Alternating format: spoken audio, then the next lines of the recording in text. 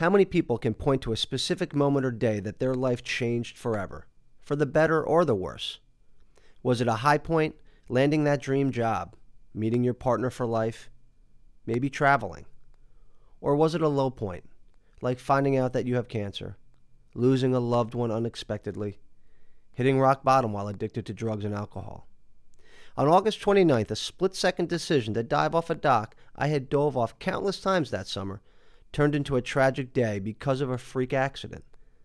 In the 3 seconds it took to fall, my life changed forever. Within weeks, the doctors were telling me I was a quadriplegic, paralyzed from the chest down with no hope of ever walking again.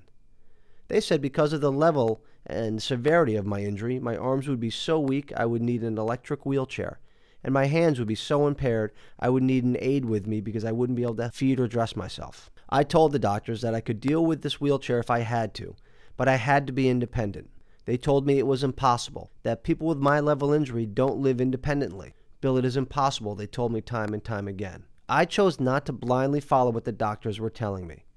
I didn't accept that I no longer had a say in my own life.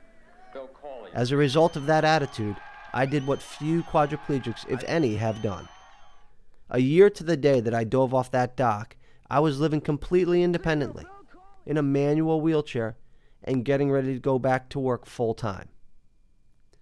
My name is Bill Cawley. I'm a professional motivational speaker and individual business and personal development coach.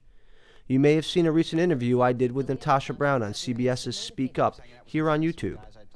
In the coming weeks, I will be sharing short video segments of many of the key messages I have shared with audiences that range from Fortune 500 companies to smaller companies and organizations to schools and drug and rehabilitation centers all over the country. We all face challenges in our lives, personally and professionally. Regardless of the challenge, loss of a job, a baby with a serious health issue.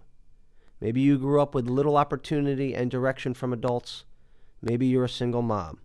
You can overcome these challenges. I want people to see and believe that no matter what life throws at them, a person doesn't have to change what they want for and from their lives. I made a promise to myself 15 years ago, lying in a hospital bed with 4 bolts screwed into my head, that yes, my life has changed, but I wouldn't for a second let it change what I wanted from my life. I'm a husband and father of 3 amazing children. I have run 2 nonprofits, one of which I founded, and that raises funds for spinal cord research and rehabilitation programs. In my professional career, I've held senior management positions at 2 different Fortune 500 companies, and now have begun my own consulting company.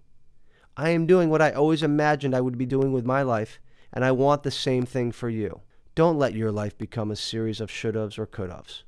Now, because you were kind enough to watch this video, I want to share with you a tip I share with audiences I speak to and people I coach on self-motivation.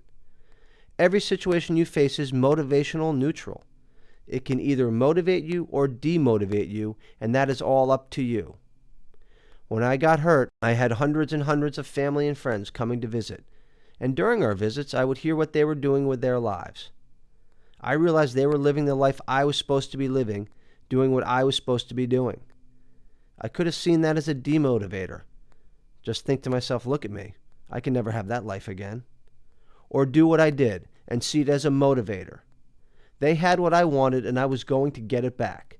They reminded me of how much fun and success I was having in my life, so I was not going to let it slip away just because I broke my neck.